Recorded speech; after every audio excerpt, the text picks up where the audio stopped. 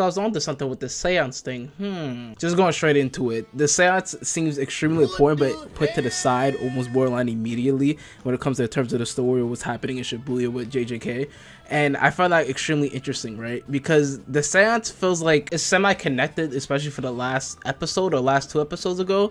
Especially when Geto's talking about how he has his body, but the body and the soul is almost on the same thing.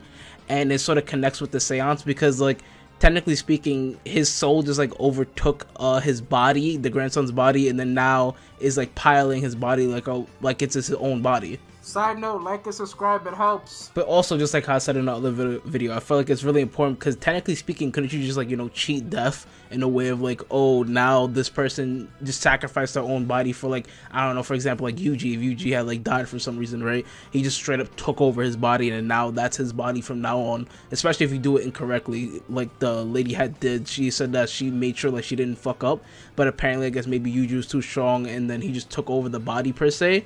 But I also, is another question that has to be asked, like, is it on a time limit, this, you know what I mean? Like, is it a time limit of, like, how long he can be here, or does he just fully take over the body from now on? And apparently, it seems like you can just kill the user that made you come into that body, and you're still in the body with no real, like, repercussions or other cases. But I just found it really interesting in the beginning of the episode. Then there's also sort of a bit of a disappointment, but also a really hype moment in the episode 11. Also, quick side note, damn, that shit, woo!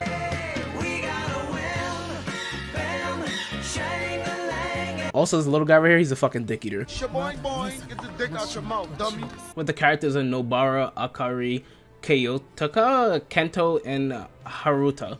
I'm pretty sure I got all those right, or at least decently right? And the only reason why I say I'm partially disappointed, right, is because of, like, Nobara. I felt like Nobara could have, like, took down Haruta. Like, I didn't think, like, it was, like, he was that big of a threat. Like, he wasn't a menacing threat, or at least a decent-sized threat, at least compared to everyone else, or the heavy hitters that downstairs.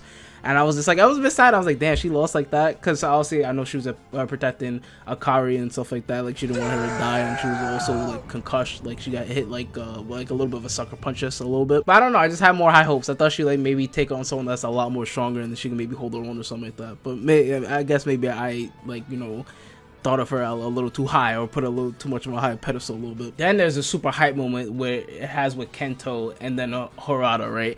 Now, this was super fire. Like, he didn't even have to use his weapon or anything like that. He just started beating the shit out this guy for, like, all the right reasons, right? Especially for him killing Kiyotaka and also all the other people that were out there trying to help out with the veil, or just like give them information from the outside in. But I just thought it was super fire, just showing them the difference between like a grade 1 sorcerer and then this fucking reject that we have right here that we're looking at. Also, side note, I seen a whole bunch on Twitter. Y'all are all horny as hell. Well, not all, but maybe JJK daughters all horny as hell on the fucking TL, bro. I seen all of it. You guys are all going on the naughty list. It's over. But moving on, talk about the next episode, right? Episode 13, which was super fucking hype. Talk about people like I put on a high pedestal like her, right? Like Nobara. I put on a low pedestal this guy right here, right? I didn't go fully deep into it in the last video, but with Chozo, I felt like he was just like, he was just there. Like, he didn't do anything, or he didn't do much, especially when it was time to fight Gojo. So much to the point where Volcano Head has to come out and be like, yo, what the hell are you doing? Can you help us? I will kill you myself. And then he starts helping out and stuff like that. But like, I felt like he just didn't do much. He wasn't like much of anything. So I didn't think that highly of him, even though he's, I guess, against in fighting Gojo, or even though he's not up to his level, right? But like, he's still trying to at least do something. But boy, was I wrong. This guy actually pops off like fucking crazy, especially with his blood abilities and shit like that. Like, he definitely reminds me of Power from Chainsaw Man, but like in a different way, right? Because obviously he's using his powers completely differently. Just because he used the blood one time doesn't mean that you're not gonna keep reusing it over and over and over and over and over again, especially with like his little blood death beam he's fucking doing everywhere, or the other shit he's doing with his like little blood punches. Like, he has everything. He has close range, he has long range, he has mid range. Like, he doesn't, it's like, it's a bit hard to say, but he doesn't really have any sort of weaknesses when it comes to, except when you get to like later in the fight. But the fight with Yuji and him, it was fucking phenomenal. It's definitely one of the best fights in JJK, and some of my favorite episodes besides the first 5 episodes we have going into the past and whatnot. But holy cow, this fight is amazing, with the choreography going everywhere, all the certain angles and certain shots that get flipped and fucking shifted throughout the whole fight.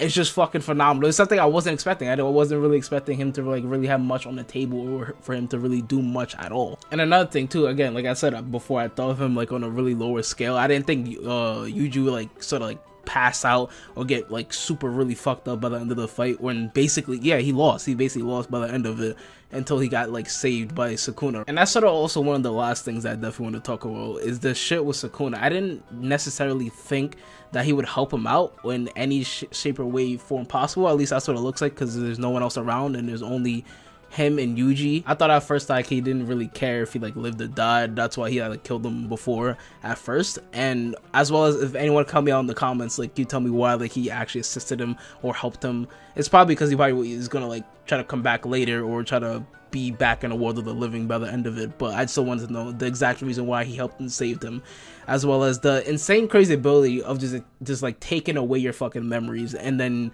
or shifting your memories to a certain degree to where you think that person is someone that you love. And I've already seen before this, especially in Bleach, how crazy of a ability that can be. Someone that you think is a loved one, someone that you think that you do care about, and it's someone that you've never met in your fucking life. But other than that, I think that's it. I think that's all I gotta say for now, for especially JJK episode 12 and 13. I had a really good time. I can't wait for the next 2 episodes to come out. But other than that, like, comment, subscribe. See you guys in the next one. Goodbye.